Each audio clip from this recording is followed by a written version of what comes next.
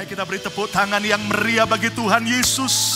Bagi saudara yang online, coba ketiklah di live chat dan semua kita katakan hadirat Tuhan membawa kemenangan. 2, 3. Sekali lagi, hadirat Tuhan membawa kemenangan. 2, 3. Ayo kita beri tepuk tangan yang meriah bagi Tuhan Yesus. Saya mengucapkan selamat berjumpa kembali buat semua keluarga besar Bethany Medical Center, baik yang onsite maupun yang online. Saya yakin dan saya percaya hari ini adalah hari kemenangan kita. Yang percaya kita beri tepuk tangan yang meriah bagi Tuhan Yesus. Haleluya, silakan duduk kembali Bapak Ibu. Saya percaya bahwa tetap pemeliharaan Tuhan semakin nyata saat kita terus percaya, setia, dan berharap kepada Tuhan. Bulan ini kita banyak belajar tentang friendship. Bagaimana Tuhan ingin untuk bersahabat dengan saudara dan saya. Mungkin ada berkata, siapa saya Pastor Lukas? Saya kan orang berdosa, saya orang yang punya banyak kekurangan. Ingat bahwa inisiatif untuk bersahabat dengan Tuhan bukan datang dari kita. Tetapi justru Tuhan yang berinisiatif untuk bisa bersahabat dengan saudara dan saya. Yesus berkata, aku tidak menyebut kamu lagi hamba, tetapi kamu adalah sahabatku. Ayo coba yang online, coba ketiklah di komen dan semua kita berkata, saya sahabat Tuhan. Lebih keras, saya sahabat Tuhan. Yang percaya kita sahabat Tuhan, beri tepuk tangan yang meriah bagi Tuhan Yesus. Nah, hari ini kita kembali belajar dari seorang yang bernama Henok. Dia adalah keturunan yang ketujuh dari Adam. Lihat Kejadian 5 ayat 21 sampai 24. Alkitab berkata, setelah Henok hidup 65 tahun, ia memperanakkan Metusalah. Ayat 22. Dan Henok hidup bergaul dengan Allah selama 300 tahun lagi. Setelah ia memperanakkan Metusalah, dan ia memperanakkan anak-anak lelaki dan perempuan. 23. Jadi Henok mencapai umur 365 tahun. Ayat 24. Dan Henok hidup bergaul dengan Allah. Lalu ia tidak ada lagi, sebab ia telah diangkat oleh Tuhan. Henok adalah orang pertama yang hidup-hidup tanpa mati diangkat oleh Tuhan ke sorga. Henok adalah keturunan ketujuh dari Adam dan Hawa yang mengalami pergaulan yang intim dengan Tuhan selama 300 tahun sampai akhirnya Tuhan angkat dia ke sorga. Saudara sekalian, Henok adalah seorang pendoa. Henok adalah seorang penyembah. Tuhan juga mau agar saudara dan saya jadi pendoa dan penyembah. Yang mau katakan amin. Henok ternyata juga adalah seorang nabi yang bernubuat. Dan arti nama Henok adalah guru dan teladan. Lihat bagaimana Henok mengajarkan kebenaran kepada orang-orang di zamannya. Bahkan bagi anak cucunya. Dan Anda tahu kelak, saudaraku, setelah Henok melahirkan Metusalah, lalu Metusalah melahirkan Lamek, dan Lamek akhirnya melahirkan Nuh, orang yang sungguh-sungguh menerima anugerah Tuhan, masuk ke dalam bahtera. Dan Anda tahu bahwa Henok ini mengajarkan firman kepada anak cucunya, sampai keturunan yang keempat yaitu Nuh, hidup benar dan takut akan Tuhan. Henok jadi teladan yang baik bagi keluarga dan pada zamannya. Tetapi ketika saudara dan saya memperhatikan, Henok ini ternyata yang hebat bukan hanya saudaraku keintimannya dengan Tuhan, tetapi Henok juga hidup dalam keseimbangan yang patut diteladani bagi kita hari ini. Ucapkan bersama saya, hidup dalam keseimbangan. 2, 3. Yang online juga ketiklah di komen, ucapkan bersama 2, 3. Hidup dalam keseimbangan. Edwin Louis Cole, seorang bapak pria sejati, dia berkata bahwa keseimbangan adalah kunci kehidupan. Kalau saudara mau mengalami hidup yang berhasil dalam berbagai area, jangan lupakan hidup dalam keseimbangan. Kenapa? Karena apapun yang tidak seimbang, itu akan membuat kejatuhan dan kehancuran. Saya bisa berdiri di depan saudara, karena kedua kaki saya seimbang. Mimbar ini tetap bisa stabil, tidak roboh, tidak jatuh. Kenapa? Karena seimbang. Nah, hari ini Tuhan mau agar saudara dan saya hidup dalam keseimbangan seperti yang dimiliki oleh Henok. Sedihnya hari-hari ini ada banyak orang percaya, ada banyak hamba Tuhan dan gereja yang kurang seimbang. Lihat Amsal pasal 11 ayat pertama. Neraca serong adalah kekejian bagi Tuhan, tetapi ia Tuhan berkenan akan batu timbangan yang tepat. Saudara, neraca yang serong atau tidak seimbang, unbalance, itu sesuatu kekejian bagi Tuhan. Dan di sini tidak hanya berbicara cara kita berdagang, cara kita berbisnis, tidak boleh curang, tapi harus jujur dan bisa dipercaya. Tetapi ayat ini juga mengajarkan bagaimana Tuhan tidak suka dengan hidup yang tidak seimbang. Amsal 16 ayat 11, timbangan dan neraca yang betul adalah kepunyaan Tuhan. Segala batu timbangan di dalam pundi-pundi adalah buatannya. The Lord demands accurate scale and balance. Tuhan sangat menyukai, mengharapkan sebuah ketepatan dalam timbangan dan keseimbangan. Kata bersama saya harus hidup seimbang. 2, 3.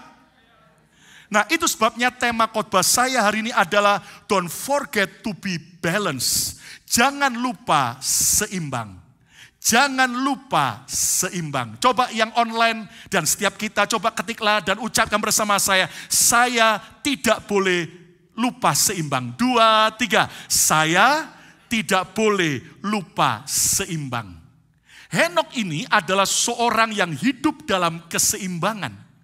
Mana buktinya? Apa saja keseimbangan yang Henok miliki yang juga harus kita miliki? Mari balik dalam Kejadian 5 ayat 21 sampai 22.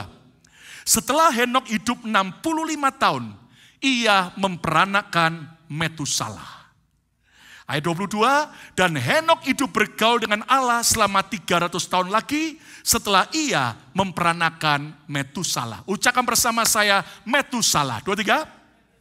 Ya, jangan dibaca pakai dialek bahasa Jawa, metune salah.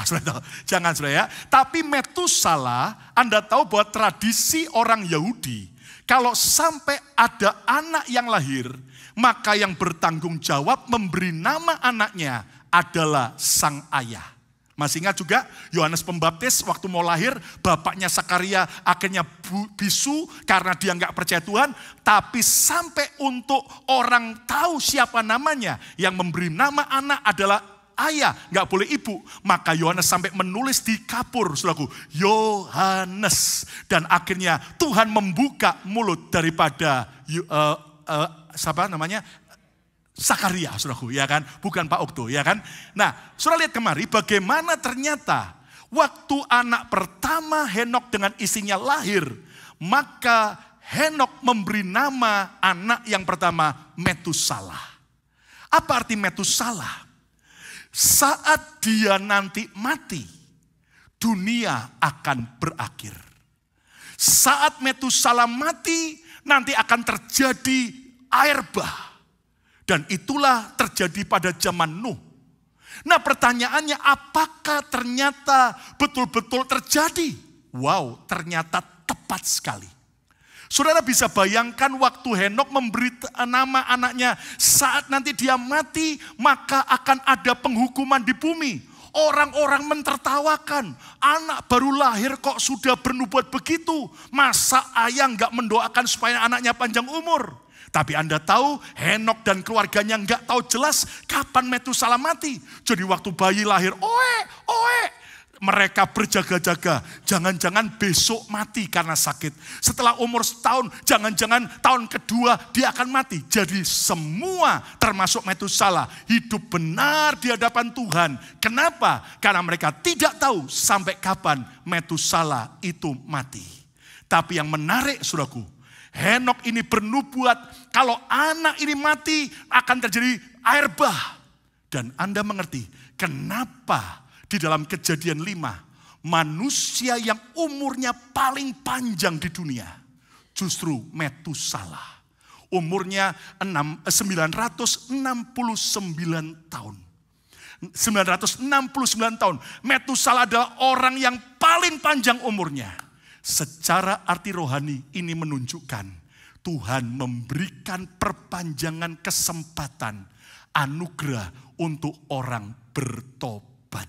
Dan hari ini kalau Tuhan masih memberi kesempatan buat kita, jangan tunda-tunda. Kita bertobat, terima Yesus dengan segenap hidup kita. Yang mau beri tepuk tangan yang meriah bagi Tuhan Yesus. Kasih karunia Tuhan diperpanjang sampai Metusala umur 969 tahun. Dan dipercaya oleh tradisi Yahudi. Tepat pada waktu Metusala mati, apa yang terjadi? Nuh dan keluarganya dan semua binatang yang ditetapkan Tuhan mulai masuk ke dalam bahtera. Dan ternyata air bah baru datang 7 hari kemudian. Kenapa ada jeda waktu 7 hari antara Nuh dan keluarganya dan binatang masuk ke bahtera dengan air bah datang? Dipercaya bahwa 7 hari adalah 7 masa perkabungan atas kematian great grandpa mereka, yaitu Metusala. Mereka berkabung dan setelah selesai masa perkabungan, air bah datang. Lihat bagaimana Henok bisa bernubuat begitu tajam, begitu akurat, persis pada hari kematian Metusala. Akhirnya air bah datang. Saudara, keseimbangan apa yang harus dimiliki oleh kita seperti Henok? Yang pertama adalah miliki ketajaman rohani. Miliki ketajaman rohani. Lihat bagaimana hidup Henok begitu tajam sekali. Begitu akurat sekali. Dia bernubuat dan ternyata bisa persis seperti itu yang terjadi. Henok ini bisa tajam kenapa? Karena dia bergaul dengan Tuhan. Percayalah semua kita perlu ketajaman rohani. Yang setuju katakan amin. Yang setuju katakan amin. Ayo coba yang online coba ketiklah dan ucapkan bersama saya. Saya harus punya ketajaman rohani. 2, 3. Lebih keras. 2, 3. Saya harus punya ketajaman rohani. Saudara, dalam hidup ini saudara perlu kepekaan, ketajaman. Saudara nggak hanya bicara soal waktu di gereja, tapi dalam keputusan setiap hari. Baik keputusan dalam keluarga Anda, dalam bisnis Anda, kerjaan Anda, dalam keuangan, dalam pelayanan, apapun juga. Kita perlu ketajaman dan kepekaan rohani. Saudara, orang yang tajam rohaninya, itu akan benar-benar bisa mengetahui kehendak Tuhan. Saudara, lawan daripada tajam adalah apa? Tumpul. Dan Anda tahu kalau pisau atau gunting atau pedang tumpul, maka tidak efektif lagi. Hari-hari ini ada banyak anak Tuhan, hamba Tuhan, yang sedang tumpul rohaninya. Dulu mungkin kita pernah, waktu kita mengalami pertobatan, jatuh cinta dengan Tuhan, kita tajam sekali. Baca Alkitab, ini tiba-tiba ada ayat yang meloncat seperti bicara kuat. Kita sering mendengar Tuhan berbicara. Tapi pertanyaannya, hari ini masihkah Anda setajam itu? Atau jangan-jangan kita sudah mulai tumpul, kita sudah mulai jarang tahu kehendak Tuhan.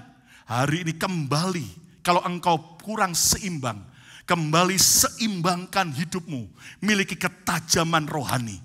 Kita harus bisa mengetahui kehendak Tuhan. Kita bisa menangkap isi hati Tuhan. Kita tahu apa yang Tuhan suka dan apa yang Tuhan tidak suka. Bahkan orang yang tajam rohaninya, dia akan tahu selera hati Tuhan. Tidak ada yang amin. Orang itu bisa tahu selera hati Tuhan. Saudara, saya mau tanya. Saudara dan saya diciptakan Tuhan dengan pribadi enggak? Halo? Dengan pribadi enggak? Iya. Kita saja yang makhluk punya pribadi. Saudara, Anda punya selera enggak? Punya. Nanti habis kebaktian ini Anda mau makan apa? Pasti ada selera saudara. Betul enggak? Saudara, bayangin. Kalau saudara tiap hari suami dimasakin oleh istri Anda rawon, terus rawon, lama-lama, nek, ya Pak ya. Dan menurut survei, tahu dan tempe, itu ternyata bisa membuat orang darah tinggi. Nggak percaya, loh, kedelai kan sehat Mas Lukas. Iya, coba kalau nggak percaya, Senin tahu tempe, Selasa tahu tempe, Rabu tahu tempe, Kamis tahu tempe, Jumat tahu tempe, hari Sabtu meja makan digebrak sama suami, tempe lagi, tahu lagi, saya tahu. Suaminya darah tinggian, saudaraku. Saudaraku, kita saja punya selera. Tuhan itu juga punya selera. Dan kalau Anda nangkep ini, lihat ya. Makanya setiap hari pujian apa yang Tuhan ingin keluar dari hidupmu. Engkau belajar tajam. Engkau belajar tahu selera Tuhan. Dan kalau saudara bisa nyanyi persis seperti selera Tuhan. Bukan apa yang kau anggap suka. Oh lagi tren lagu ini. Tapi engkau bisa cocok. Percayalah. Di situ akan ada terobosan dan terobosan terjadi. Beri tepuk tangan yang meriah bagi Tuhan Yesus. Saudara, jangan asal nyanyi yang kau suka. Memuji Tuhan, menyembah Tuhan pun belajar dalam ketepatan. Saya dorong semua praise and worship di sini dan setiap kita selalu belajar punya kepekaan. Minggu depan itu Tuhan maunya kita nyanyi lagu apa? Hari besok Tuhan mau nyanyi lagu apa? Dan begitu pas, wow, Dia akan hadir dan bekerja. Nah, kita kadang-kadang saudaraku terjebak lagu yang kita suka. Dan lagunya nggak berubah-berubah dari dulu. Pokoknya saya suka lagu ini. Tuhan Yesus tidak berubah. Ya saudara, lagu pun juga nggak berubah. Sampai kapan pun nggak berubah. Anda tahu saudara, Tuhan itu menciptakan kita saja punya selera. Kalau engkau nyanyi tepat, wow, di situ akan ada mujizat Tuhan. Beri tepuk tangan yang meriah bagi Tuhan Yesus. Saudara sekalian, itu sebabnya. Lihat, minggu lalu pun juga. Ternyata, saudaraku, lagu-lagu di gereja ini, saudaraku, kita doakan dengan tim para pemimpin praise and worship dan kita doakan akhirnya kita pilih. Anda tahu, saudaraku, ternyata itu, saudaraku, kita pilih sebulan sebelumnya. Dan Anda tahu, ternyata di minggu lalu, berkali-kali, itu bisa tepat. Saya juga nggak lagi baca, tiba-tiba mereka nyanyi lagu senada dengan sorga. Padahal saya lagi bicara tentang senada dengan sorga. Bagaimana kita seirama dengan Tuhan. Nah, kalau kita belajar punya ketepatan, punya kepekaan, ketajaman, hidup kita akan dahsyat. Bahkan beberapa teman tuh cerita, sampai mereka terus dibawa Tuhan kepekaan, sampai urusan bisnis, keputusan demi keputusan, sampai ada yang diberitahu Tuhan, kamu besok segera jual saham perusahaan itu, kamu beli yang itu, dan ternyata betul, ketika dia jual, besoknya hancur, dan ternyata waktu dia beli yang lain, naik. Dan saya yakin itu semua terjadi. Bukan karena kita hebat, tapi kalau saudara punya keseimbangan, peka, dan kita bangun keintiman dengan Tuhan. Beri tepuk tangan yang meriah bagi Tuhan Yesus. Bagi saudara yang belum menikah, bingung kan mau nikah sama siapa? Bagi saudara, Anda bingung kan mau tinggal di mana? Dan saudara belajar miliki ketajaman rohani. Saya sendiri juga berkata bahwa saya terus masih belajar. Dan kita bersyukur. Ketika di saat Anda harus memutuskan pilihan yang Anda belum tahu. Mana kehendak Tuhan? Saya ajari ya, saya share. Doa saya terakhir adalah gini, Tuhan, aku nggak tahu mana yang aku harus pilih. Tapi sekarang paksakan kehendak-Mu yang sempurna terjadi. Tutup rapat-rapat yang bukan dari Tuhan. Dan buka hanya yang dari Tuhan. Saudara kalau Anda doa begitu, Anda nggak boleh marah loh. Katakan amin ya. Kalau ada yang Tuhan tutup, Anda tidak boleh gedor-gedor. Tapi Anda harus legowo, rela hati. Termasuk dalam soal perjodohan saya. Makanya ada orang bilang ini, Pastor Lukas kok enak ya, move on-nya cepat. Ya, habis putus pacar di Kanada, gitu, 6 bulan kemudian menikah. Loh, hidup itu enak. Tidak ada yang amin. Ngapain putus pacar terus 60 tahun tidak move on. Saudara. Keburu sudah jadi AI, saudaraku. Ya kan? Nah kenapa? Saudaraku, kita doa, Tuhan kalau bukan karenamu itu rapat-rapat. Kalau bukan, tutup. Kalau dari Tuhan, buka. Dan saudaraku, termasuk soal gedung ini. Saudara, mungkin bagi saudara jemaat tidak semuanya tahu. Tapi bagi jemaat awal-awal Anda ngerti. Sebenarnya kita melewati proses yang panjang untuk beli gedung gereja Bethany Miracle Center. Baik selain dana tapi juga lokasi. Saudara, beberapa gedung yang lain kita itu sudah lihat, sudah jajaki, sudah tawar. Saya masih ingat ada di daerah 13 Street dengan Federal, pojokan. Ada warehouse besar dan itu adalah tempat untuk baju-baju tentara. Dijual, kita udah lihat, saudaraku, dan sebagainya. Kita bingung, di sini apakah kehendak Tuhan? Anda tahu kami doa, Tuhan kalau dari Tuhan buka, kalau bukan tutup rapat. Kita coba jajaki, enggak sejahtera. Dan kita coba urus izin untuk jadi gereja. Juga ternyata terhambat. Maka kita enggak boleh maksakan diri. Saudara, kami pindah lagi. Termasuk di pojokan Broad dan Tasker. Itu tadinya adalah bank, ya tahu. Itu tempat kita juga lihat. Wah, kekecilan, ya tahu. Tuhan juga kasih logika, cukup apa? Enggak jadi. Bahkan, saudaraku, Pastor Ferry Tasik tempatnya buat kebaktian itu, dulu waktu dijual, kita juga sudah lihat dari lantai 1, lantai 2 sampai basement. Ternyata kok enggak sejahtera buat kita. Dan sebagainya, kita doa, ternyata terhalang. Ya, itu jatahnya Pastor Ferry akhirnya, ya kan? Lalu juga sampai di Broad dengan apa itu? Dengan pojokan sebelahnya Starbucks, belakangnya ada bank itu, bank apa itu? Wells Fargo, itu tadinya adalah funeral home. Itu tempat orang mati. Kita sudah jajaki, saya sampai turun ke lantai 1, lantai basement. Tempat penyimpanan kamar mayat. Dan saya bilang, kalau kita jadi beli gereja, tempat ini jadi gereja, saya minta tim full timer ngantornya dan doa puasa di sana. Saudara, ternyata kita coba jajakin, ya kan? Ternyata tertutup. Akhirnya, saudaraku, sekarang jadi Wells Fargo, ya kan? Akhirnya, saudaraku, kita coba jajakin. Di sebelah Juniper yang kita sewa untuk kebaktian di atas bingkil, sebelahnya ada gedung besar, gedung gudang tua. Kita udah jajakin, lihat semua. Bahkan kita udah tawar harga, saudaraku. Sampai akhirnya tertutup lagi. Kita nggak boleh marah. Bahkan gedung Juniper yang kita sewa waktu itu, kita sudah deal harga untuk beli. Karena yang tua-tua bilang, Pastor Lukas berkatnya di sini, hokinya di sini. Udah dibeli aja nanti direnovasi. Yang muda-muda pinginnya di sini. Jalan besar enak, lebih luas dan sebagainya. Ada beda pendapat, doa lagi. Mana yang dari Tuhan buka, yang bukan Tuhan tutup. Ajaib sekali, saudaraku. Desember 2006, gedung Juniper itu kebakaran. Setelah kebakaran saya bilang sama pemiliknya bingkil, sudah kita tetap beli harga sama dengan kondisi habis kebakaran. Enggak apa-apa. Anda tahu bilang, oh sorry pastor, kami enggak jual sekarang. Karena saya belum mau tutup bingkil saya. Oh saudara, tertutup pintu di sana. Di sini sudah dibeli orang. Dikasih down payment 20.000 US dollar. Ada company yang sudah beli. Dan closingnya, serah terimanya, akhir Desember 2006. Hati saya lemes, Tuhan kok sudah kena orang, doa lagi. Hampir tiap hari di mobil saya berdoa di depan gedung, Tuhan biar Tuhan yang menolong. Kalau dari Tuhan, Tuhan buka. Ampuni kalau kami sempat salah memilih. Tuhan buka jalan. Yang ajaib, Januari 2007 diberitahu gedung ini dijual lagi. Loh kenapa? Gak taunya yang mau beli sudah kasih down payment, ribut sendiri. Gak jadi batal. Dan akhirnya mereka kehilangan down payment mereka. Anda tahu akhirnya kita ajukan penawaran. Agustus 2007 kita beli gedung ini untuk kemuliaan nama Tuhan Yesus. Saudara, hari ini kita baru sadar. Kenapa Tuhan kasih gedung ini. Selain semua yang terbaik, lokasi dan sebagainya. Anda tahu, saya diajari Tuhan. Coba lihat. Kalau tadinya kamu beli yang di 13 Street. Kamu mau kasih makan bagi bangsa-bangsa. Siapa yang lihat? Kalau kamu beli makan di Juniper Street. Parkirnya sulit. Siapa yang mau ke sana? Aku beri tempat ini di jalan luas. Jalan utama.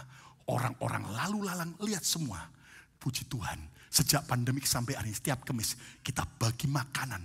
Berapapun yang kita bagi, kapanpun kita buka jualan makanan gratis. Gratis ya, bukan jualan bayar ya, gratis. Langsung ludes. Tuhan ngomong, karena memang aku sudah rencanakan gedung ini terbaik buat BMC Philadelphia. Makanya jangan marah kalau ada pintu tertutup. Bersukacitalah, ada pintu yang Tuhan akan buka. Belajar miliki ketajaman rohani. Minta supaya Tuhan tuntun hidup kita. Ayo coba yang online, coba ketiklah di komen dan semua kita katakan, saya perlu tuntunan Tuhan. 2, 3. Lebih keras, saya perlu tuntunan Tuhan. Yang kedua, keseimbangan yang Henok miliki, yang juga harus kita miliki. Kejadian 5 ayat 22, lihat. Dan Henok hidup bergaul dengan Allah selama 300 tahun lagi. Setelah ia memperanakan Metusala, lihat. Dan ia Henok memperanakkan anak-anak lelaki dan perempuan. Henok tentunya istrinya memperanakan anak-anak lelaki dan perempuan. Coba lihat kemari. Berarti anaknya Henok ada berapa? Banyak. Sudah tahu? Lebih dari 1. Enggak disebut semua nama-nama yang lain. Tapi banyak laki-laki dan perempuan. Nah, kapankah istri Henok itu punya banyak anak dari Henok? Kapan?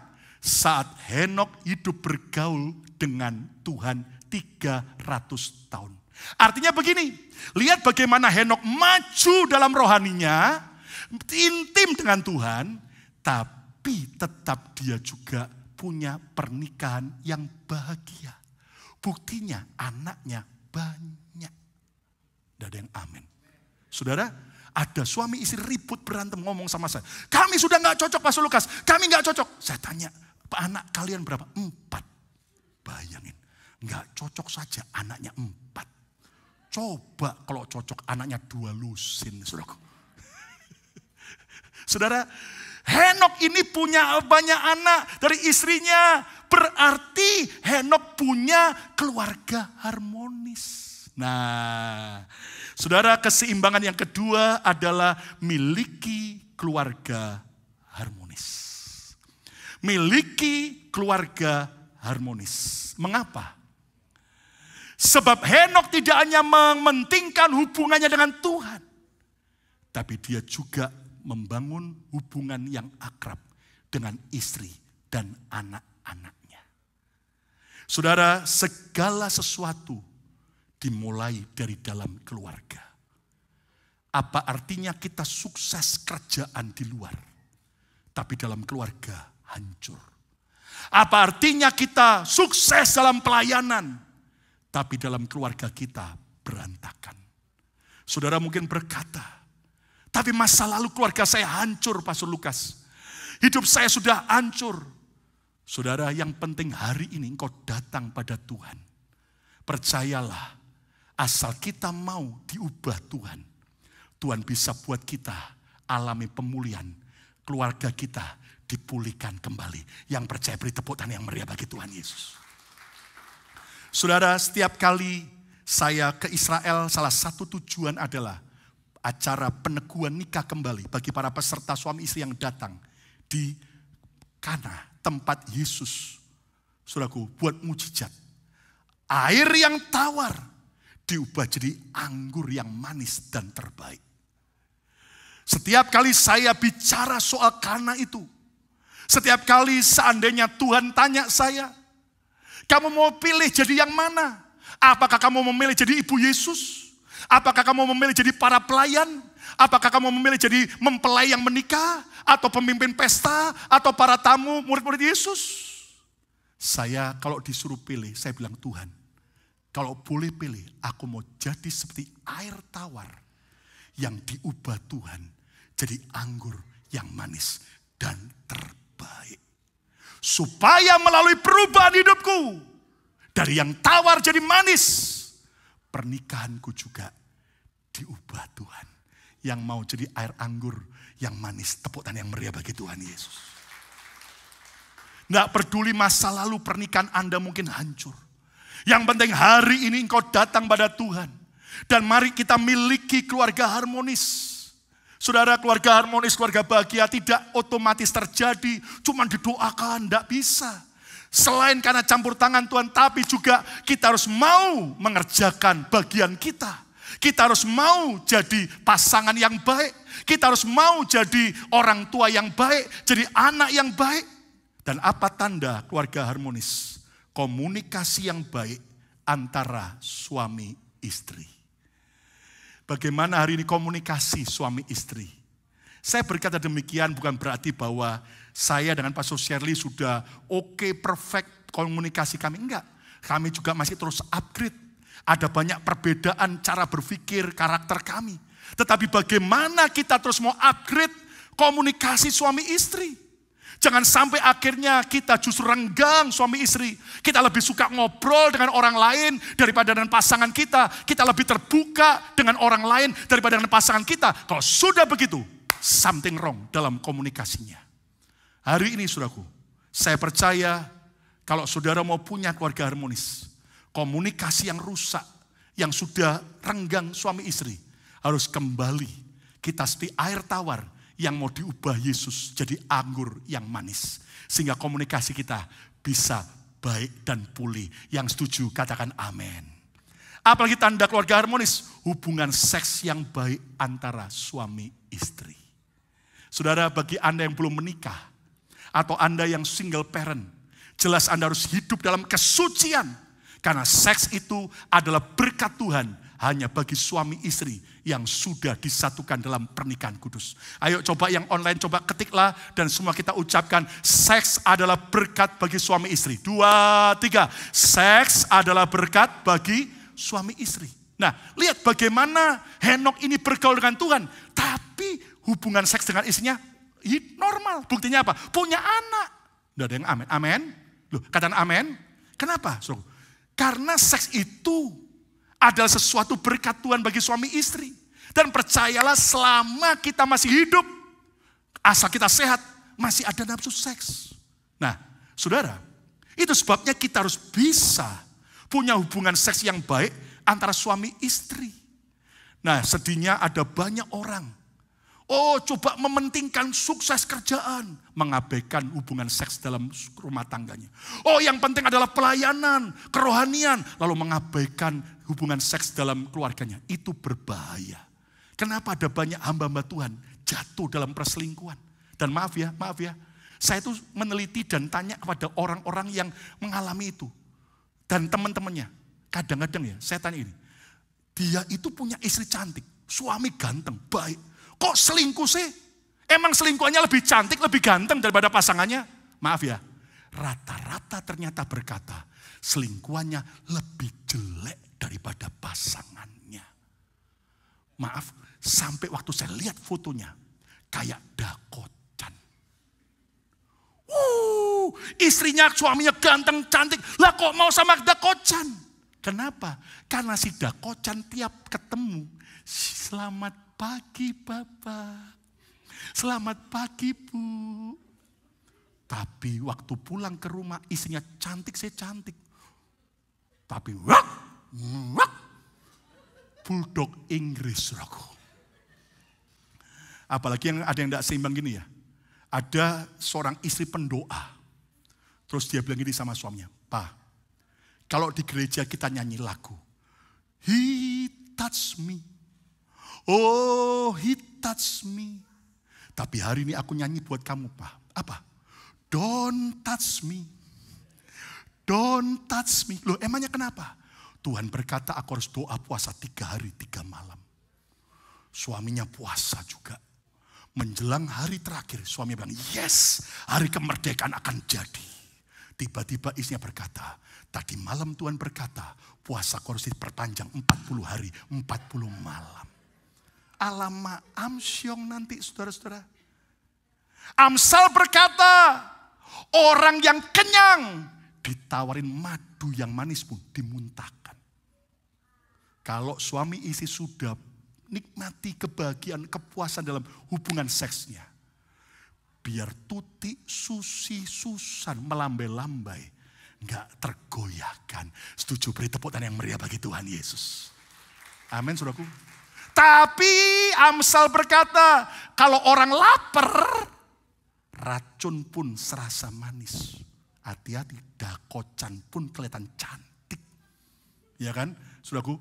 Kalau sampai kita tidak sehat dalam kehidupan seks rumah tangga. Apalagi tanda keluarga harmonis.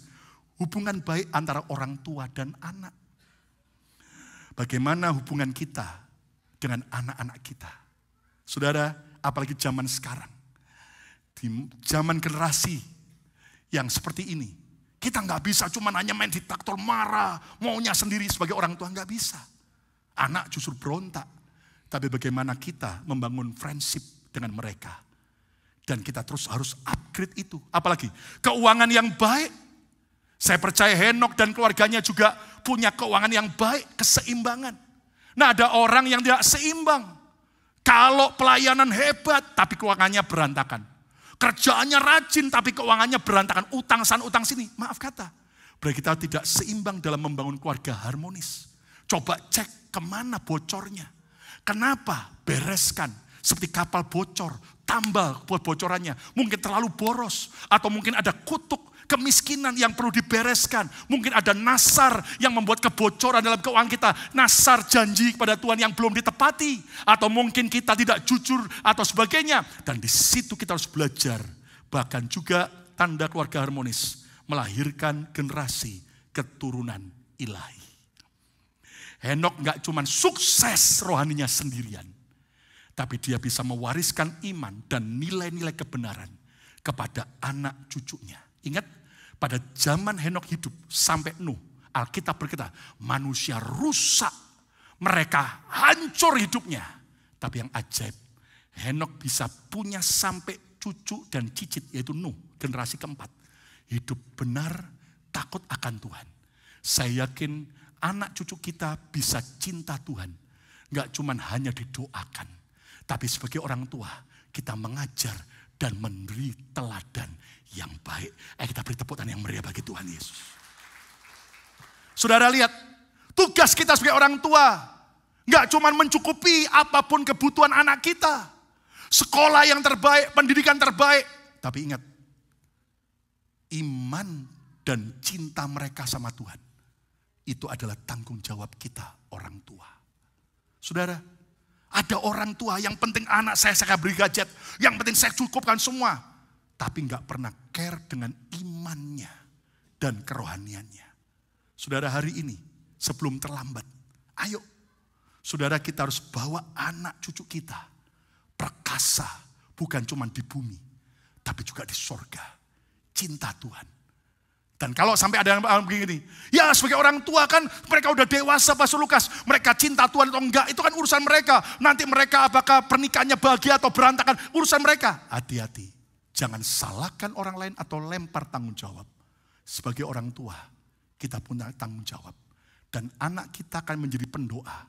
Kalau mereka lihat orang tuanya suka berdoa. Tidak ada yang amin. Anak kita rajin ke gereja. Kalau lihat orang tuanya rajin ke gereja. Anak-anak kita akan rajin baca Alkitab. Kalau mereka anak-anak kita lihat orang tua kita rajin baca Alkitab. Beri tepuk tangan yang meriah bagi Tuhan Yesus.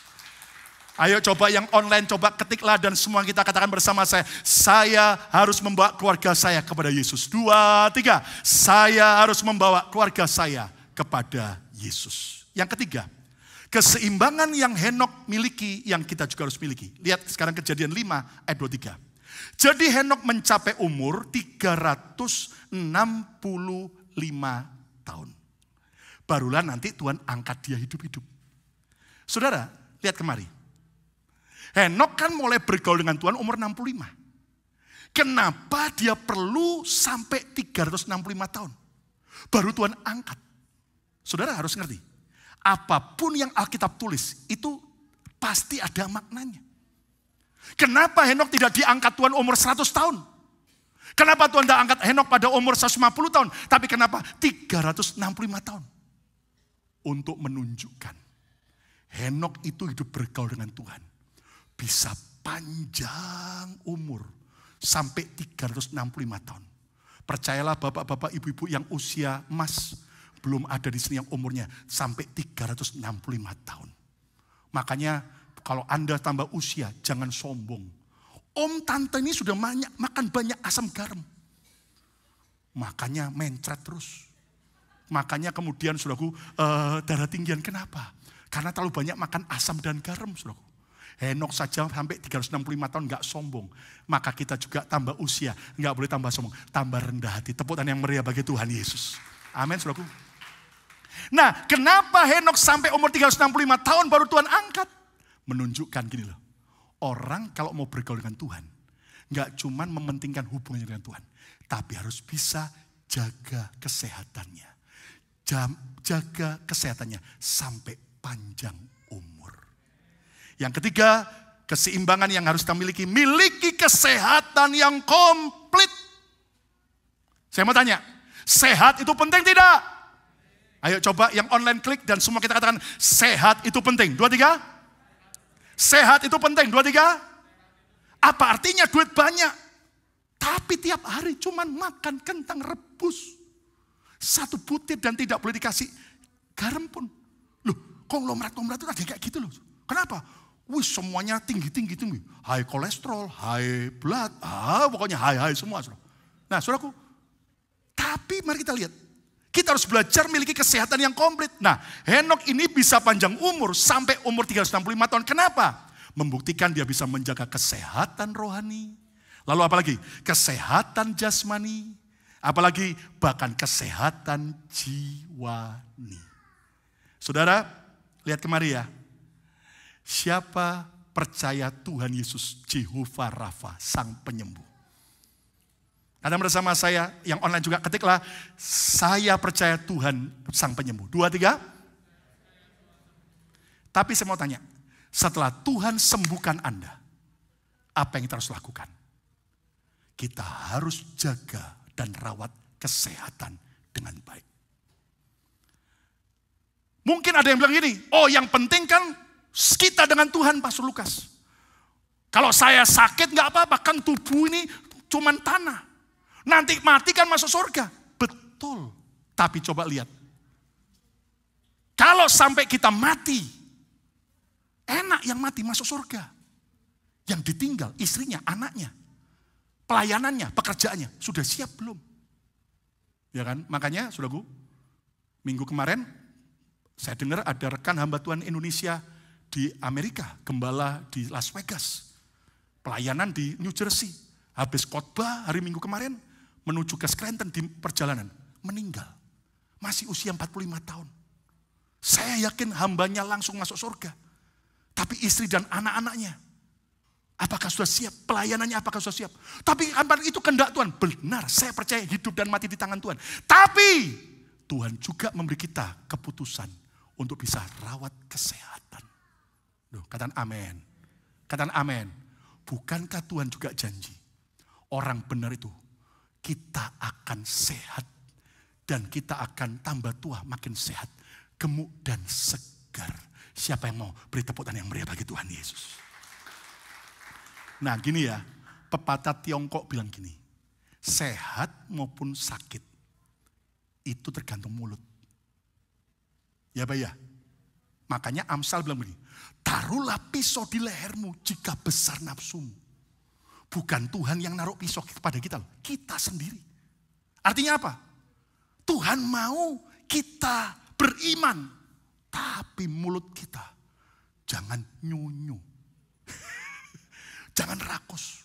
Saya tahu beberapa orang Indonesia kalau ke buffet, mentalnya gini, masuk buffet all you can eat.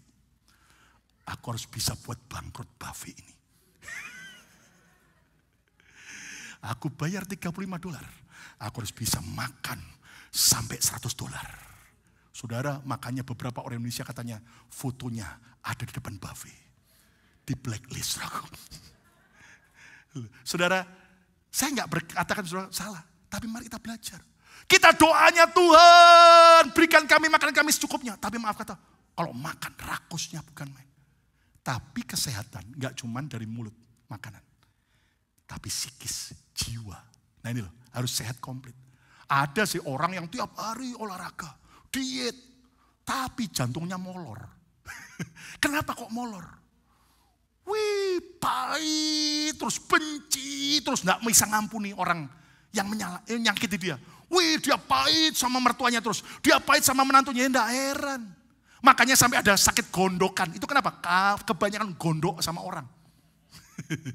Iya kan saudaraku?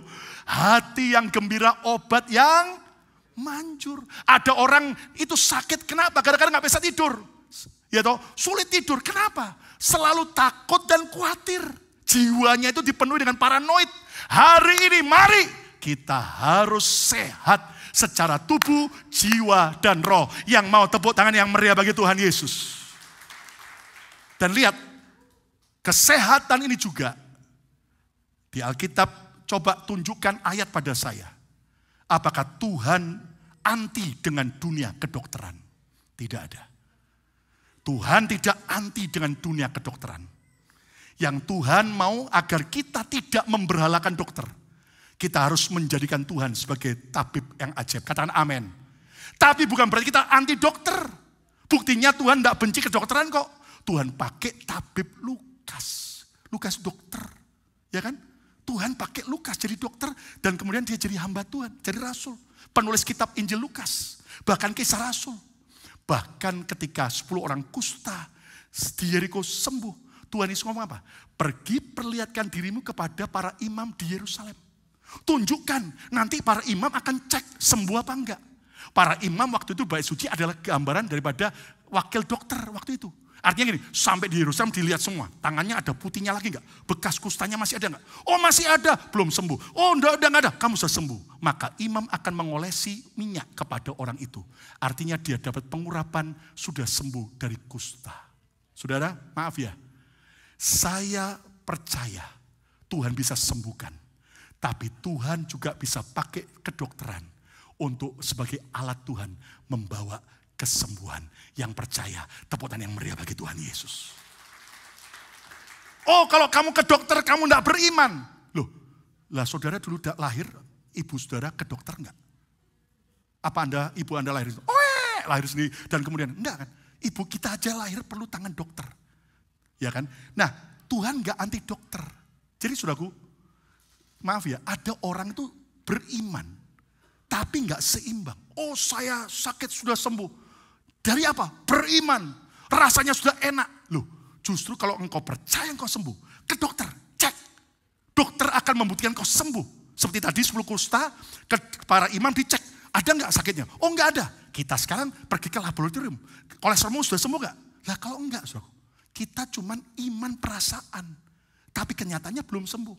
Makanya beberapa orang itu katanya sudah sembuh dari kanker. Saksi di mana-mana. Bulan depannya mati karena kanker. Saudara, malah mempermalukan nama Tuhan. Ya kan? Nah, jadi kita harus belajar. Kita harus seimbang dalam soal kesehatan di berbagai area. Tepuk tangan yang meriah bagi Tuhan Yesus. Yang keempat, yang terakhir, keseimbangan Henok yang juga harus kita miliki. Ayat yang terakhir, Kejadian 5 ayat 24. Dan Henok hidup bergaul dengan Allah. Lalu ia tidak ada lagi. Sebab ia telah diangkat oleh Allah. Henok ini bisa menjaga stamina rohaninya. Stamina tubuhnya. Stamina imannya. Bahkan prestasinya. Bukan cuma umur 65 tahun. Sampai 365 tahun. Itu tambah lama tambah naik. Tambah lama tambah naik. Saudara, keseimbangan keempat yang harus kita miliki. Miliki kekuatan sampai akhir. Miliki kekuatan sampai akhir. Henok bukan hanya selesai dengan baik. Tapi dia juga selesai dengan kuat. Saudara, saya yakin janji Tuhan. Bahwa kita tidak akan turun, tapi naik. Kita tidak akan jadi ekor, tapi jadi apa? Artinya gini, hidup dalam Kristus itu enggak tambah turun, tapi tambah progres, naik. Saudara, maaf ya, kalau ada orang begini, ya Pastor Lukas saya udah tambah tua, sudah enggak lagi kayak anak muda, berarti prestasi kerja saya tambah turun, berarti saya juga dalam pelayanan sudah tambah turun. Saudara, itu orang dunia. Namun saya percaya, tambah tua bersama Tuhan, kita seperti Henok, tambah naik. Tambah naik, tambah naik, tambah naik, tambah naik, tambah naik, tambah naik, tambah naik. Prestasi kerja Anda walaupun usia tua tapi tambah naik, tambah naik, tambah naik. Anda di kerjaan, di pelayanan tambah naik, tambah naik, tambah. Katakan amin. Tapi saya kan sudah tambah tua kekuatan. Benar, mungkin tenaga kita tambah tua, tambah merosot. Gak bisa dipungkiri. Tapi wisdom kita, pengalaman kita, hikmat kita, kecerdasan dari Tuhan akan membuat kita bisa makin sukses dan berhasil. Makanya gini ya. Kalau sampai ada saudara yang sudah usia lanjut bilang gini, saya ini udah tambah tua, gak bisa apa-apa. Terus mulai hari ini tolak. Saya makin tua, makin dipakai Tuhan. Saya makin tua, makin berprestasi di kerjaan. Saya makin tua, makin mempermuliakan nama Tuhan. Ayo yang online coba kliklah. Semua kita katakan, makin tua, makin sukses. 2, 3. Amin. Kan Tuhan ngomong gini, sampai masa putih rambut pun aku menggendong kamu.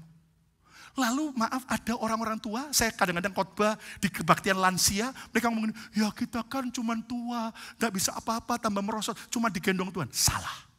Saudara tahu? Kalau orang digendong itu artinya apa? Dia lumpuh. Benar, memang kita paralyzed. Kita mungkin gak berdaya saat tambah tua. Tapi kenapa Tuhan gendong? Kalau ada orang lumpuh, terus kita gendong. Kan gak mungkin habis gendong ditaruh lagi. Kan gak mungkin Tuhan gendong kita, kemudian taruh lagi. Itu namanya Tuhan fitness. Gak mungkin. Tuhan gendong kita itu untuk apa? Dibawa ke sebuah tujuan yang baru. Tidak ada yang amin.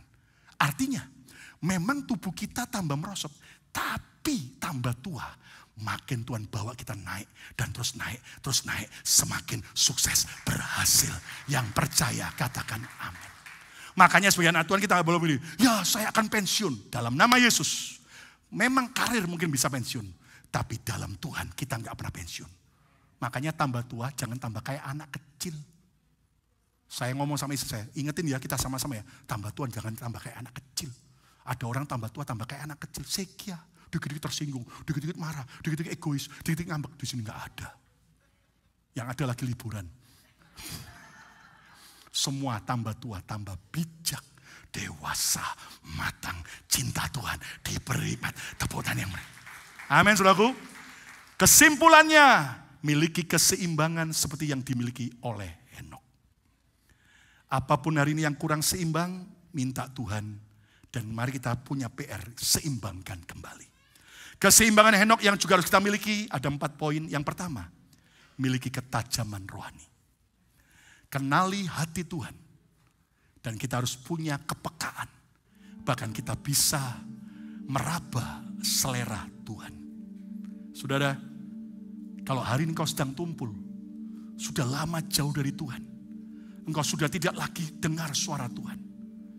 Firman seolah-olah engkau baca Alkitab gak ada kuasa apa-apa. Berarti engkau sedang tumpul, kembali kepada Tuhan. Yang kedua, miliki keluarga harmonis.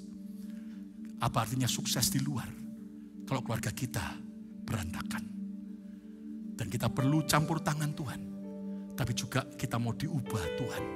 Yang ketiga, miliki kesehatan yang komplit. Henokh panjang umur, sehat. Saya berdoa sampai tua kita nggak sakit-sakitan, makin sehat. Sehat secara rohani, jiwa, dan tubuh. 3 area ini rawat baik-baik. Yang keempat, miliki kekuatan sampai akhir. Saya tetap percaya janji Tuhan. Kita tidak akan turun merosot, tapi makin naik. Siapa mau hidup dalam keseimbangan? Ayo kita beri tepuk tangan yang meriah bagi Tuhan.